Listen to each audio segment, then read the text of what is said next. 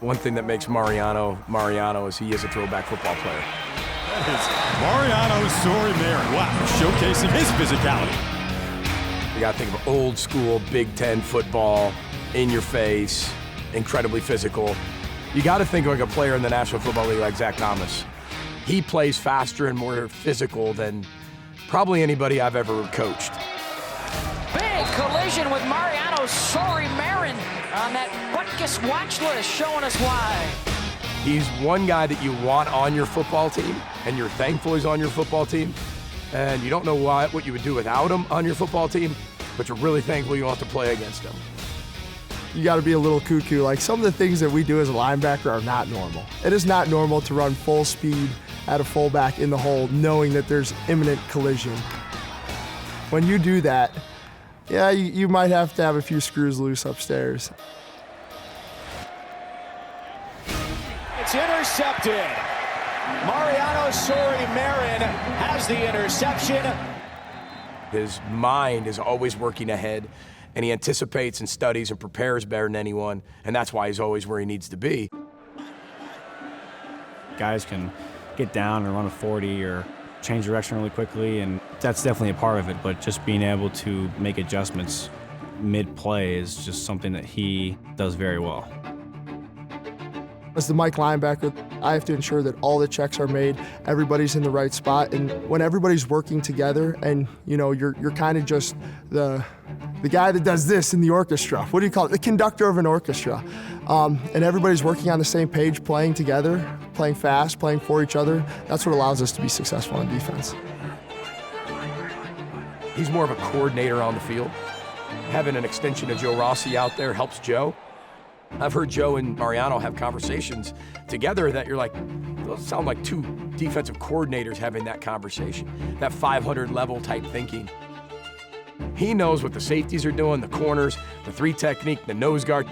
He knows where everybody's supposed to be, and that's what makes him such a special football player.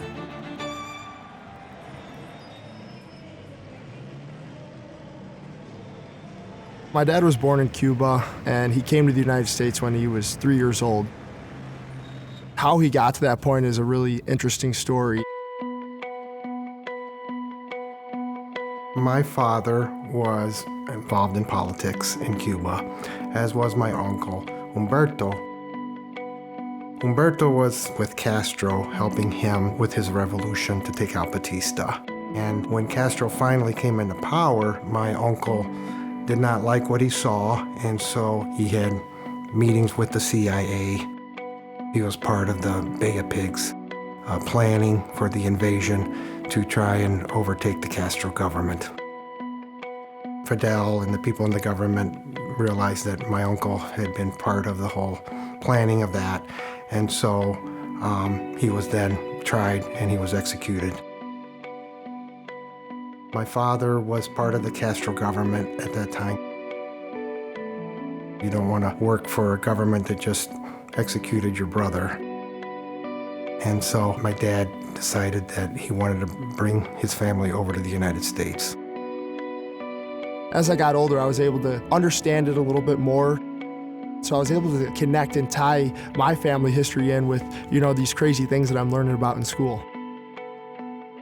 He understands the importance that half of him is Cuban, and he's very interested in that, understanding that part of him.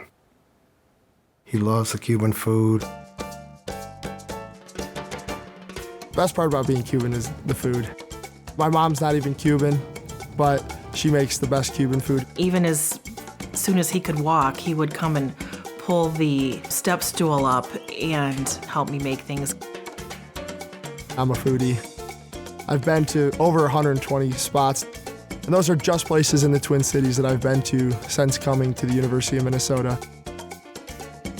I think the best Cuban in the Twin Cities is El Cubano in Southwest St. Paul. I'm gonna have a Cubano, sandwich Cubano. I'll do a guajiro, and then to get me started, I'll do some croquetas de jamón and some empanadas. This is just a really cool place because it just reminds me of home. A little community restaurant where you're getting the most authentic Cuban and Dominican food you can find in all the Twin Cities.